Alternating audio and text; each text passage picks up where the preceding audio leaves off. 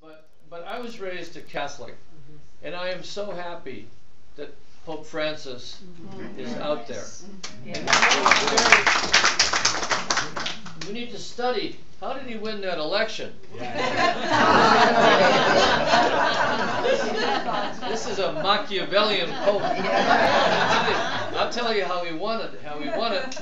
He split the white guys and the black guys from Africa, and he built the South American bloc, the immigrant bloc, and in a divided vote he won. And being of a certain age, he's decided to get everything done that he can in the time allowed him. So he had a lot to do with the normalization, not a lot, but much to do with the normalization of Cuba. He's a great force for immigrant rights. He's coming soon to our country at the invitation of my good Catholic brother, John Boehner. I don't know how that happened. So the Pope is apparently speaking to Congress, and then he's having a meeting with Obama. Then he's issuing an encyclical. Do you dummies know what an encyclical is? It's a big deal. Go have a discussion. We'll talk later. But it's almost a law, but it's like a norm. He issues an encyclical on climate. He says something that is perhaps the most important statement that has been made by any official in the world about the environment. He says that all creation is sacred. That is so stunningly different than the concept of the universe with man at the center that guided the humanists and the socialists of the past, the secularists of the past. Once you consider that creation is itself the holy work of God, then anything that defiles creation, injures creation, threatens creation is a sin. And it is a serious sin, not a venial sin. And when the declaration or encyclical is made, every nice Catholic girl and boy like us, we will be meeting in our parishes, in our churches, at the requirement of the Pope, to discuss the entire encyclical and read it and discuss what we're going to do about it and take the pledge of St. Francis, who the Pope chose to name himself for. And Francis was the classic Tim Carpenter kind of guy. You know, he talked really fast. He spoke to animals. He spoke to birds.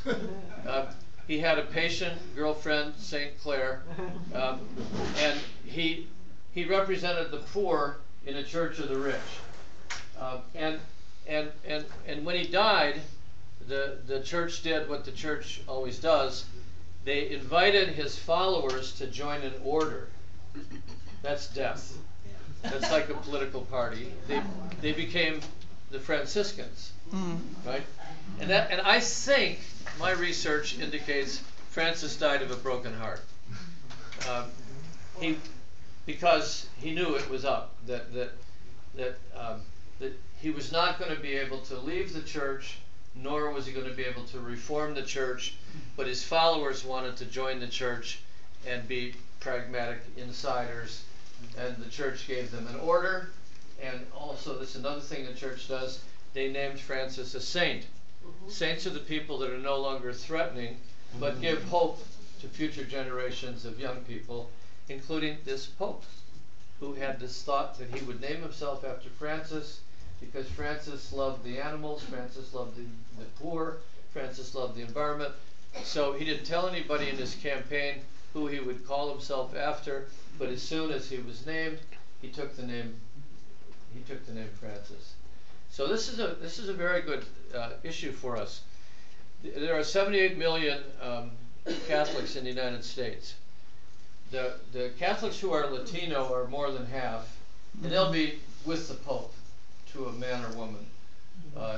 Not so much of a problem there.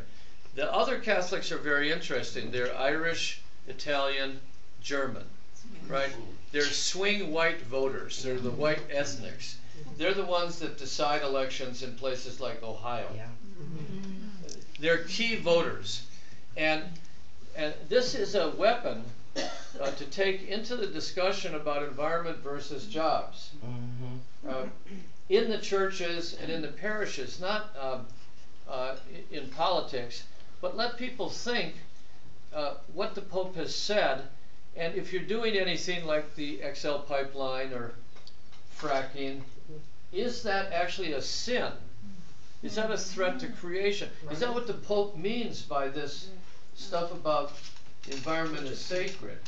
And let that debate play out, and then the candidates will be under pressure because candidates are aiming only at the swing voters. They don't care about the left or right, they care about the swing voters. So the Catholics, I think it's fair to say, will be the swing voters in the presidential election. In two ways. Latino turnout, of course. Secondly, the white ethnics in states like Ohio. That's the election. And those are voters that we should be able to deal with. And I think the Pope has given us a huge favor during this time of the Dark Age. Maybe the old saying is true that it's always darkest before the dawn. And maybe the Pope's encyclical will be the dawn. I don't know, but it's that important. That important. It's not, this is not like Ban Ki-moon or somebody like that. This is the Pope. Not that the UN General Secretary is not a good man, but the Pope's encyclical is intended to force the big powers. There are 15 countries that are the responsible for most emissions, as you know. China and the U.S. combined are 40% of emissions, and we need a treaty. It'll be a weak treaty, but a treaty is better than anarchy. The Pope is going to ensure us the first treaty since the climate discussions that I went to in 1992 began.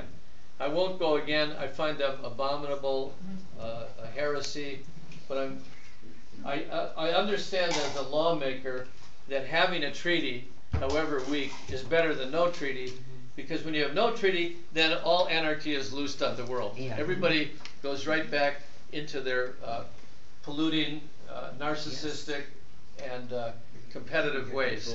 So if the Pope can guarantee a treaty, it's a start. But I must tell you, miracles like this only come along occasionally. We have to do the groundwork.